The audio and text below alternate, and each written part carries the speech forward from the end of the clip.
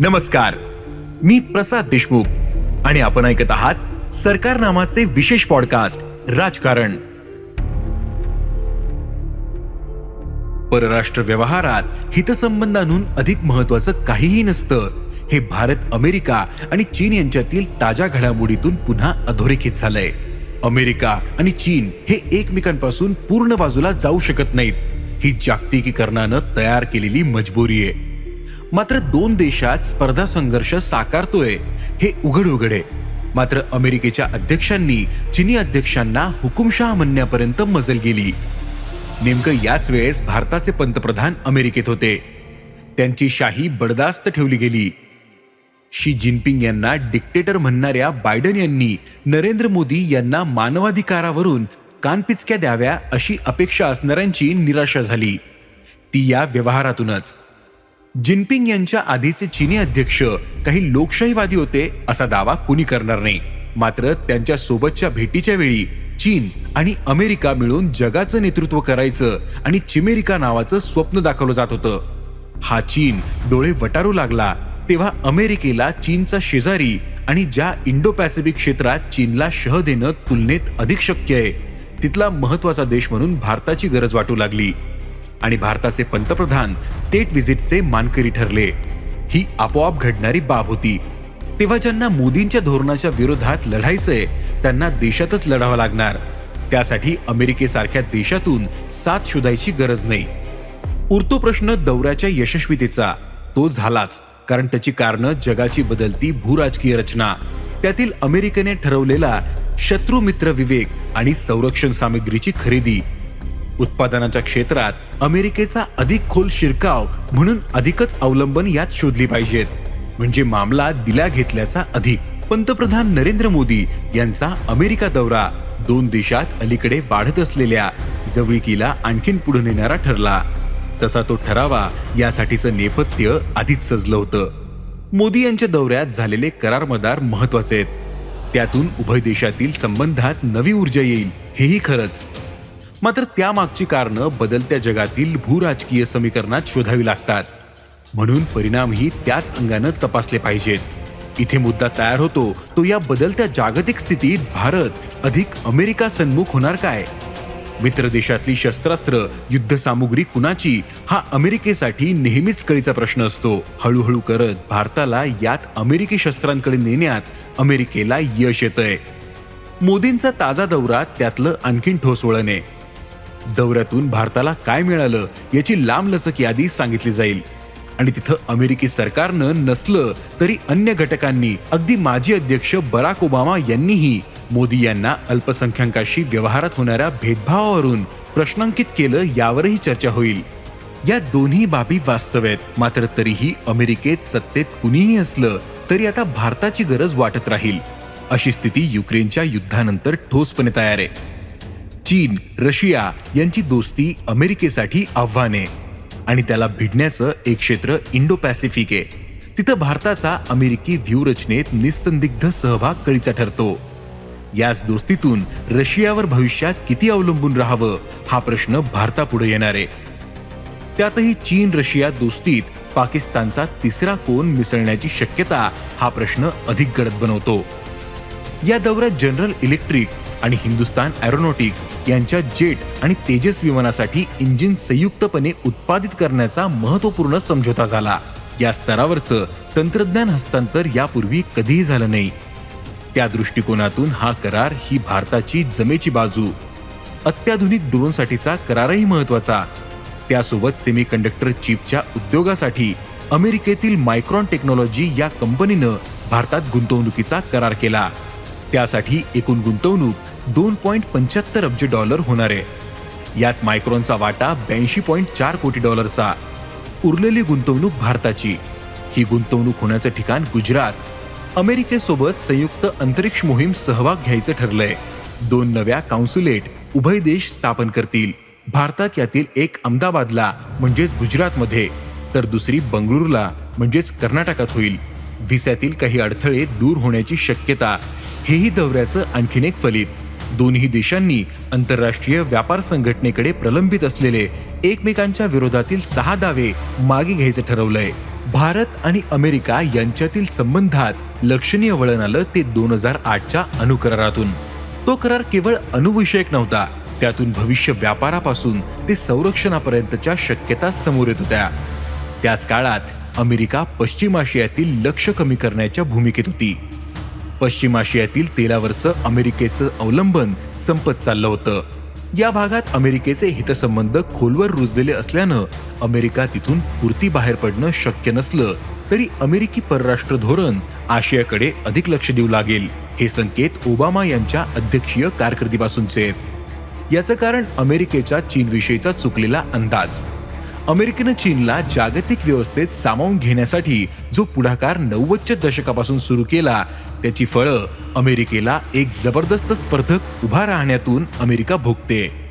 याची पुरेशी कल्पना अमेरिकी मुत्सद्द्यांना आली नव्हती. या वास्तव्याची जाणीव मागच्या 10-12 वर्षात अमेरिकेत होऊ लागली. अमेरिकेची चीनला मदत करण्यामागची भूमिका एका बाजूनं जागतिकीकरणाच्या धोरणांची सुसंगती होती, ज्यात भांडवल, श्रम आणि तंत्रज्ञान यांचं जितकं मुक्त वहन होईल तितकी अर्थव्यवस्था एकमेकात अधिक मिसळतील आणि याचा लाभ सर्वांनाच होईल. यातही पाश्चात्यांना भांडवल गुंतवायला जिथं अधिक परतावा मिळेल अशी संधी मिळणं हा भाग होताच. ज्याला अमेरिका आणि पाश्चात्य देश नियमांवर आधारित जागतिक व्यवस्था म्हणतात, ती या देशांचे आर्थिक संबंध सांभाळणारी होती आणि आहे हेही उघड आहे.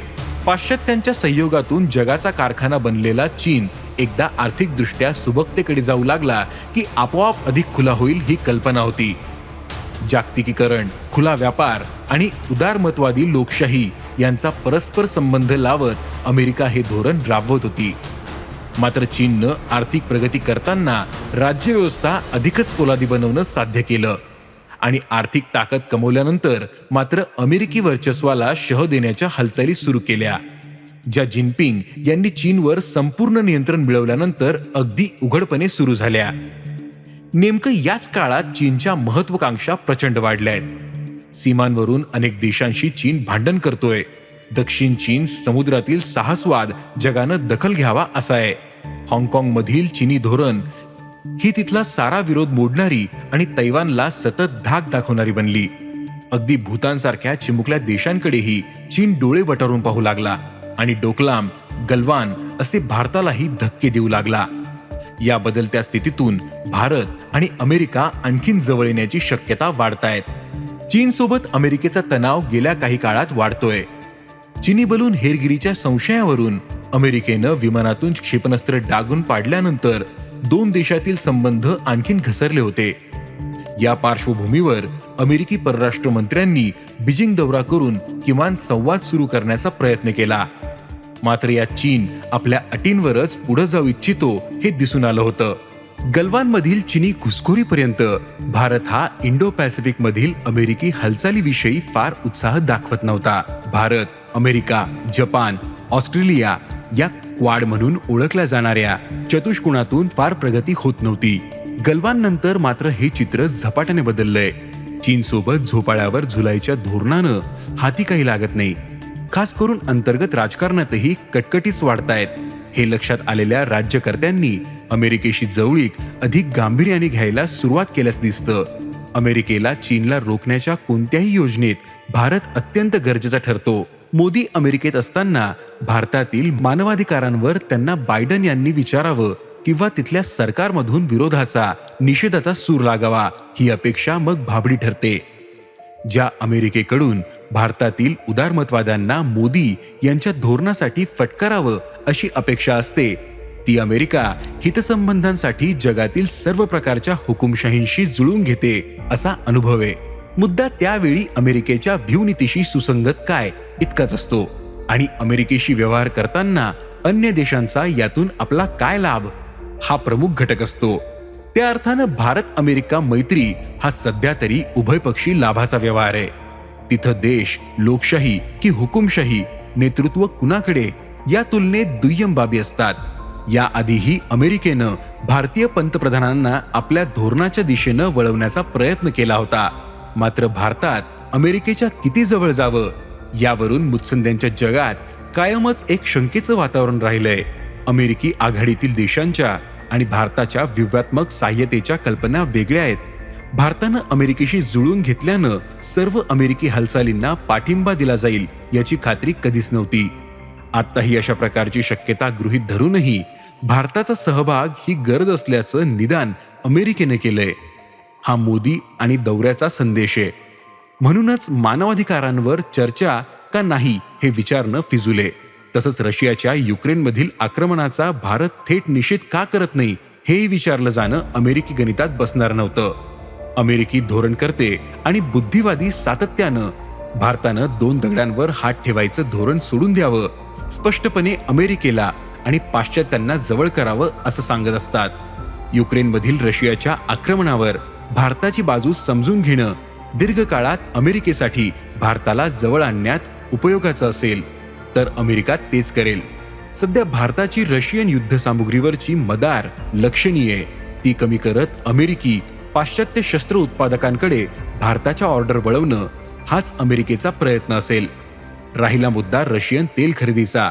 यातून जणू भारत हा अमेरिकेच्या निर्बंधांना आव्हान देतोय असं चित्र उभं केलं जातं. ते दिशाभूल करणार आहे. अमेरिकी निर्बंधांनुसार रशियाला तेल विकता येतं, मात्र त्यासाठी किमतीचं बंधन आहे. यातून अमेरिकेला रशियन तेलाखेरीज जगातील इंधन दर प्रचंड वाढतील आणि अर्थव्यवस्थेसमोर मोठाच प्रश्न तयार होईल हे टाळायचंय. तुलनेत खूपच कमी किमतीत तेल विकावं लागल्यानं रशियाला फटका बसेल हे साधायचंय. आता स्वस्त तेल घेऊन ते शुद्धीकरणानंतर भारत पाश्चात्य जगाला निर्यात करतोय. यातून अमेरिकेची सारी उद्दिष्ट पूर्ण होतात. एका अर्थानं भारत त्यासाठी मदतच करतोय. मोदी आणि बायडेन यांच्यातील चर्चेनंतर जारी झालेल्या निवेदनात कुठेही चीनचा उल्लेख नाही, मात्र त्यातील अनेक संदर्भ चीनशी जोडलेले आहेत. चीन हा जणू दोन देशांच्या जवळकीतील संदर्भ बिंदू बनलाय. हे घडण्यात चीनच्या साहसवादी धोरणांचाही वाटा तितकाच आहे. युक्रेन युद्धानं चीनी आव्हान आणखीन गडद बनलंय. अमेरिकेसाठी रशियासारखं धाडस चीननं तैवानमध्ये केलं तर काय हा प्रश्न आहे. भारतासाठी चीन सोबत रशियाची वाढती दोस्ती व त्यात मिसळणारा पाकिस्तानी रंग हा चिंतेचा ठरू शकतो.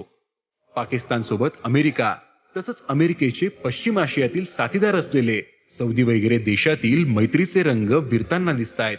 म्हणजेच कळत नकळत का असेना जागतिक रचनेत व्यूहात्मक दृष्ट्या रशिया चीन या जोड गोळीसोबत पाकिस्तान अधिक जवळ दिसू लागलाय. या पार्श्वभूमीवर अमेरिकेच्या व्यूहात्मक वर्तुळात सहभागी होऊन भारतानं अधिकाधिक परिणामकारक अमेरिकी तंत्रज्ञान आणि युद्ध सामुग्रीकडे वळावं असं सांगितलं जातंय. यात किती पुढे जायचं हे ठरवणं ही कसोटी असेल. तिथं व्यूहात्मक स्वायत्तेवर किती परिणाम होणार हा मुद्दा आहे. मोदींच्या या दौऱ्यातून आशियातील संतुलनाच्या दिशेनं संयुक्तपणे पावलं टाकण्याचा प्रयत्न केला गेलाय. ही दिशा अणुकरारातून समोर आली होती, मात्र त्या दिशेने जायचं की नाही, जायचं तर किती वेगाने, यावर उभय देशातील साशंकता होती. म्हणूनच अमेरिकेसोबत संरक्षण सहयोगासाठीच्या मूलभूत करारासाठीही सुमारे 1.5 दशक खर्ची पडले. सरकार कुणाचंही असलं तरी दोन्ही बाजूंनी काळजी घेतली जात होती. यातून बाहेर पडण्याचा प्रयत्न या दौऱ्यात सुरू झाला. समान स्पर्धक आणि समान हितसंबंध हे या जवळीकीतील व्यवहार कारणे.